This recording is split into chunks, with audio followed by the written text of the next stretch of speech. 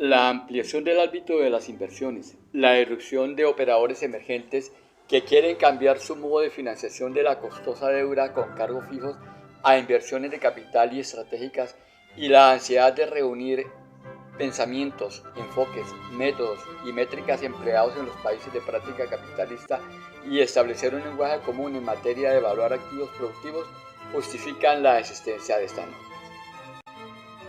Así, se establecen unas normas que desde el 2000 vienen integrando variados elementos, considerando los más coherentes y que tienen una aplicación internacional, resultando de ello el actual manual que rige a partir del 2020 para los evaluadores y analistas financieros. Comprende 12 grupos de normas y comienza con el despliegue de referentes a guías generales, enfoques y tratamientos específicos para valorar los diferentes tipos de activos y su contraparte de pasivos. Como era de esperarse, arranca por listar definiciones claras. Términos definidos. Activo o activo se refiere generalmente a elementos que podrían estar sujetos a un compromiso de valoración. Cliente se refiere a la persona, personas o entidad para quien se realiza la valoración. Esto puede incluir clientes externos así como internos. Jurisdicción se refiere al entorno legal y regulatorio en el que se realiza un trabajo de valoración. Esto generalmente incluye leyes y regulaciones establecidas por los gobiernos y, según el propósito, reglas establecidas por ciertos reguladores. Propósito se refiere a las razones por las que se realiza una valoración. Los propósitos comunes incluyen informes financieros, informes de impuestos, soporte de litigio, soporte de transacciones y para respaldar decisiones de préstamos garantizados. La palabra debería indica responsabilidades que son presuntamente obligatorias. El tasador o evaluador debe cumplir con requisitos de este tipo a menos que demuestre que las acciones alternativas que se siguieron en las circunstancias fueron suficientes para lograr los objetivos de las normas. Los estándares internacionales de valoración son normas para realizar asignaciones de valoración utilizando conceptos y principios generalmente reconocidos que promueven la transparencia y consistencia en la práctica de valoración. Inicia de la consulta con las partes interesadas. Surte un proceso de estudio, investigación y discusión hasta la exposición pública de estándares o materiales. Las normas no dirigen ni imponen cursos de acción en particular, solo proporcionan principios y conceptos fundamentales que deben tenerse en cuenta al realizar una valoración. El evaluador es un individuo, grupo de individuos o una firma que posee las calificaciones, la capacidad y la experiencia necesarias para realizar una evaluación de manera objetiva, imparcial y competente. En algunos países se requiere una licencia antes de poder actuar como evaluador. El proceso de evaluación requiere que el evaluador haga juicios imparciales en cuanto a la confiabilidad de los insumos y supuestos. Para que una valoración sea creíble, es importante que esos juicios se hagan de una manera que promueva la transparencia y minimice la influencia de cualquier factor subjetivo en el proceso.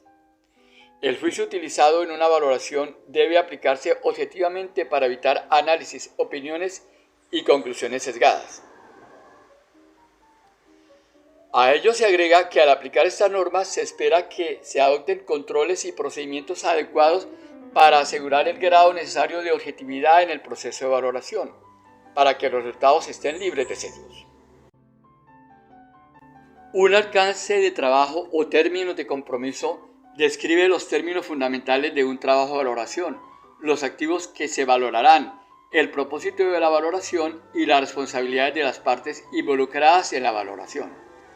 Estos términos de compromiso incluyen la identidad del evaluador, la identidad de los clientes, la identidad de otros usuarios, los activos en valoración, la moneda de valoración, el propósito de la evaluación, las bases de valor utilizadas, la fecha de la valoración, la limitación o restricción en la inspección, investigación y análisis, la naturaleza y las fuentes de información, los supuestos importantes y o especiales, el tipo de informe que se está preparando, las restricciones sobre el uso, distribución y publicación del informe final, la conformidad con las normas internacionales de valoración y evaluación de la idoneidad de los insumos significativos y los cambios en el alcance del trabajo. La identidad de los clientes para quienes se realiza la valoración es importante al momento de determinar el contenido y el formato del informe y así asegurar que contiene información relevante para sus necesidades. Los activos en valoración deben estar claramente identificados, incluyendo información de antecedentes, características y requisitos adicionales y específicos que influyen en el valor del activo y son utilizados por los diferentes enfoques y métodos de valoración. El propósito debe estar claramente identificado, ya que es importante que el asesoramiento de evaluación no se utilice fuera de contexto o para propósitos para los cuales no está destinado. El propósito de la valoración también influirá o determinará normalmente las bases de valor que se utilizarán. Esta norma define a la investigación como crucial en el encargo y da pautas sobre el proceso, registro, papeles de trabajo y fuentes objetivas. Se debe reunir evidencia suficiente por medios tales como inspección, investigación, cálculo y análisis para asegurar que la valoración esté debidamente respaldada y que la información que se obtenga sea adecuada para el propósito de la valoración. Si las limitaciones en las investigaciones son tan sustanciales que el evaluador no puede evaluar suficientemente los insumos y supuestos, se debe indicar que no se ha realizado en conformidad con las normas internacionales de valoración. Los registros de valoración señalan que se debe mantener un registro del trabajo realizado durante el proceso de valoración y los fundamentos sobre el que se llegaron a las conclusiones, teniendo en cuenta los requisitos reglamentarios o legales pertinentes. Ello debe incluir los insumos clave, todos los cálculos, investigaciones y los análisis relevantes. La norma 103 precisa la información como insumo determinante para comprender adecuadamente la valoración, mediante una descripción clara y precisa del alcance de la asignación, su propósito y uso previsto, las limitaciones sobre ese uso, la divulgación de cualquier suposición, incertidumbre significativa o condiciones limitantes que afecten directamente la valoración. El informe debe transmitir lo siguiente como mínimo: el alcance del trabajo realizado, el uso previsto, el enfoque o enfoques adoptados, el método o métodos aplicados, los insumos clave utilizados, las suposiciones realizadas, las conclusiones de valor y las razones para sustentarla, y la fecha del informe. La norma 104 explica las diferentes bases de valor a utilizar al momento de valorar los activos y sugieren los más apropiados para cada uno de ellos y su justificación contextual y práctica. Las bases o estándares de valor describen las premisas fundamentales en las que se basarán los valores informados. Deben estar sujetas a los términos y al propósito de la asignación de valoración, ya que pueden influir en la selección de métodos, insumos, supuestos y la opinión final del valor. Las diferentes bases de valor requieren que los evaluadores consideren diferentes perspectivas, como valor de mercado, renta de mercado, valor equitativo, valor de la inversión, valor sinérgico, valor de liquidación, valor razonable económico, valor justo de mercado, valor razonable legal o estatutario. Los evaluadores son responsables de comprender la normativa, la jurisprudencia y otras orientaciones interpretativas relacionadas con todas las bases de valor utilizadas.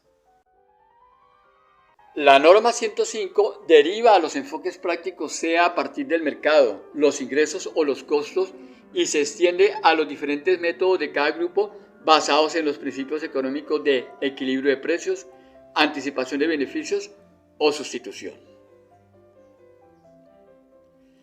La selección del método debe considerar las bases de valor apropiadas y las premisas de valor definidas por los términos y el propósito de la asignación de evaluación. Las respectivas fortalezas y debilidades de los posibles enfoques y métodos de valoración.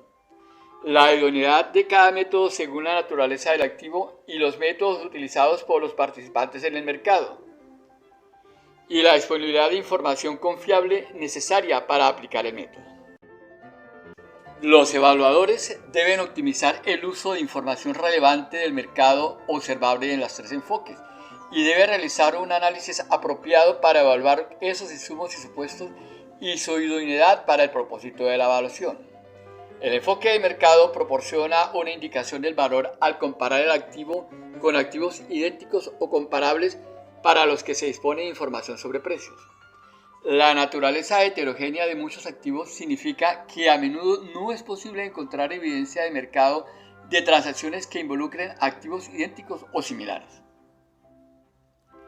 El enfoque de ingresos proporciona una indicación del valor al convertir el flujo de efectivo futuro en un único valor actual, respondiendo así a las expectativas de los inversores de recibir un rendimiento de sus inversiones que reflejen el nivel de riesgo percibido en la inversión. Así, el valor de un activo se determina por referencia al valor de los ingresos, el flujo efectivo o los ahorros de costos generados por el activo. El enfoque del costo proporciona una referencia de valor basada en el principio económico de que un comprador no pagará más por un activo que el costo para obtener un activo de igual utilidad, ya sea por compra o por construcción, a menos que haya tiempo, inconvenientes, riesgos u otros factores indebidos involucrados. Así, el valor resulta de calcular el costo actual de reemplazo o reproducción de un activo y hacer deducciones por deterioro físico y las formas relevantes de obsolescencia. Modelo de valoración se refiere colectivamente a los métodos, sistemas, técnicas y juicios cualitativos y cuantitativos utilizados para estimar y documentar el valor.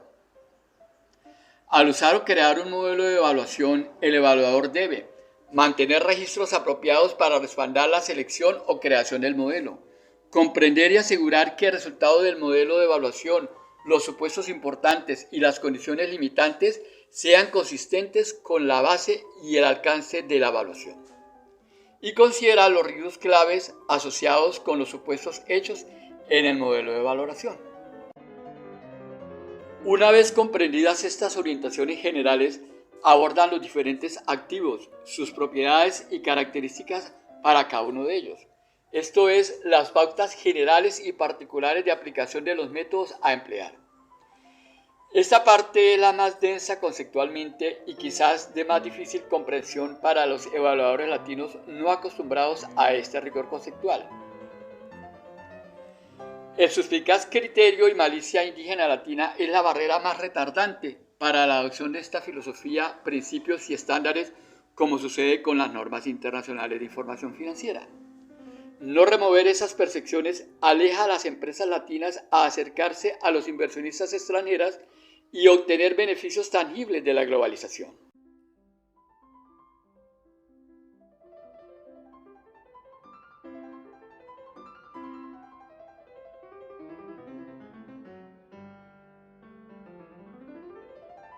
Una empresa desarrolla una actividad comercial, industrial, de servicio o de inversión asumiendo diversas formas jurídicas como sociedad anónima, colectiva, empresa conjunta o propiedad personal.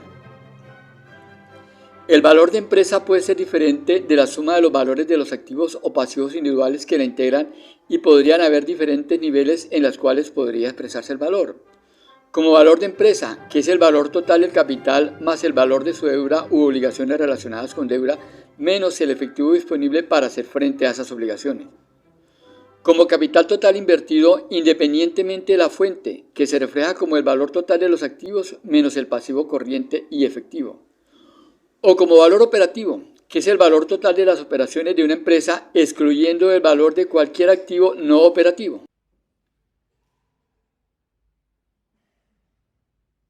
Un activo intangible es un activo no monetario que se manifiesta por sus propiedades económicas. No tiene sustancia física, pero otorga derechos y beneficios económicos a su propietario. Los activos intangibles se definen y describen por características como su propiedad, función, posición de mercado e imagen, y se pueden clasificar en las siguientes categorías. Relacionados con la comercialización. Se utilizan principalmente la comercialización o promoción de productos o servicios. Incluyen marcas, nombres y diseños comerciales únicos y nombres de dominio de Internet. Relacionados con el cliente. Incluye bases de datos de clientes, contratos con clientes y relaciones con clientes, redes sociales. Relacionados con el arte. Surgen del derecho a beneficiarse de obra artística como obras de teatro, libros, películas y música y de la protección no contractual del derecho de autor. Relacionados con contratos. Representan el valor de los derechos que surgen de acuerdos contractuales como los acuerdos de licencia y regalías, contratos de servicios o suministro, arrendamiento o trabajo, permisos, derechos de transmisión, acuerdos de no competencia y derechos sobre recursos naturales. Y los basados en la tecnología. Surgen de los derechos contractuales o no contractuales para usar tecnología patentada o no patentada, bases de datos, fórmulas, diseños, software, procesos o recetas. Pasivos no financieros se definen como aquellos que requieren una obligación de desempeño no monetaria para proporcionar bienes o servicios, ingresos diferidos o pasivos contractuales, garantías, pasivos ambientales, obligaciones de retiro de activos, contraprestación contingente, programas de lealtad, contratos de compra de energía, reservas y contingencias de litigios, indemnizaciones. Instalaciones y equipos. Son activos intangibles que generalmente son mantenidos por una entidad para su uso en la fabricación, producción o suministro de bienes o servicios, para adquirir por parte de terceros o con fines administrativos que se espera que se utilicen durante un periodo de tiempo. Intereses inmobiliarios. Un interés de propiedad inmobiliaria es un derecho de propiedad, control, uso u ocupación de terrenos y edificios. Hay tres tipos principales de interés. El interés superior en cualquier área definida de tierra, en el cual el propietario de ese interés tiene el derecho absoluto de posesión y control de la tierra y cualquier edificio a perpetuidad, sujeto solo a cualquier interés subordinado y cualquier restricción estatutaria o legalmente exigible. Un interés subordinado que normalmente otorga al tenedor derechos de posesión y control exclusivos de un área definida de terreno o edificios durante un periodo definido, por ejemplo, según los términos de un contrato de arrendamiento, y un derecho a usar terrenos o edificios pero sin derecho de posesión o control exclusivo, por ejemplo, un derecho a traspasar terrenos o usarlos solo para una actividad específica. Propiedad para desarrollar. Son participaciones en las que se requiere una remodelación para lograr el mejor y mayor uso o donde se encuentran en progreso mejoras en la fecha de valoración. Incluyen la construcción de edificios, terrenos previamente no urbanizados que están dotados de infraestructura, la remodelación de terrenos previamente desarrollados, la mejora o alteración de edificios o estructuras existentes, terrenos asignados para el desarrollo de un plan legal y tierras asignadas para usos de mayor valor o mayor densidad en un plan legal. Instrumentos financieros. Es un contrato que crea derechos u obligaciones entre partes específicas para recibir o pagar efectivo u otra cuantía financiera. Incluyen derivados e instrumentos contingentes, instrumentos híbridos, renta fija, productos estructurados e instrumentos de capital. También se puede crear un instrumento financiero mediante la combinación de otros instrumentos financieros en una cartera para lograr un resultado financiero neto específico. Como lo mencionamos atrás, quien oportunamente haga valorar sus activos por profesionales tendrá ventajas tanto para establecer una conversación de venta o ingreso de un inversionista, deshacerse de activos improductivos y que no sintonicen a su propuesta de valor al mercado, y lo que es más importante, a partir de este ejercicio de valoración, descubrir las áreas de negocio y los procesos dentro de esas áreas que exijan ajustes inmediatos con el fin de mejorar la creación de riqueza. Quien lo haga hoy ya tiene una ventaja sobre sus competidores. Quien exija que el evaluador se acoja a las recomendaciones de estos estándares internacionales y sus métodos podrá entablar una conversación seria con un inversionista global y estará en mejor condición de negociar una asociación, una franquicia, un ingreso de un nuevo socio accionista o un intercambio de propiedad financiera. Como resulta que generalmente la empresa es una colección de activos, cada uno con sus características, potencialidades y medios particulares de producir ingresos, El evaluador ha de tener presente esto al evaluar cada uno de ellos de forma separada, siguiendo las recomendaciones y pautas metodológicas para cada uno de ellos. Y si bien la suma de ellos podría arrojar un valor de ese todo o empresa, debe considerar el efecto de la sinergia. Por lo general, los activos están relacionados y eslabonados a cadenas productivas internas y externas, y es precisamente esa sinergia la que le da valor a una operación empresarial. Yo, como inversionista, no voy a comprar un inventario de máquinas, una colección de instalaciones o una flota de vehículos. No, yo veo cómo esas articulaciones de activos, gente, visiones, tecnología pueden desenvolverse en un entorno para entregar valores sociales, incluidos las remuneraciones a los apostadores de capital. Así como todavía persisten en la cultura latina lastres de unas percepciones fortistas cuando hablamos de recursos humanos, que vendemos productos o patrimonio contable, hemos de actualizar a concepciones más amplias como el capital humano, proveedores de soluciones, gestores del proceso de creación de riqueza y otras más.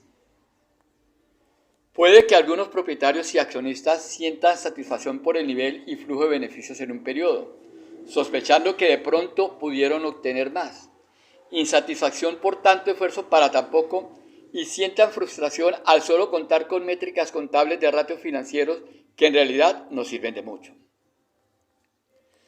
Así como la visita al médico para que valore cómo va todo y cada parte del cuerpo permite descubrir úlceras y patologías, de igual forma el ejercicio de valoración por especialistas permite sintomatizar disfunciones operacionales, conflictos organizacionales, abre las puertas a nuevas visiones, nuevos desafíos y nuevas razones para seguir en el juego.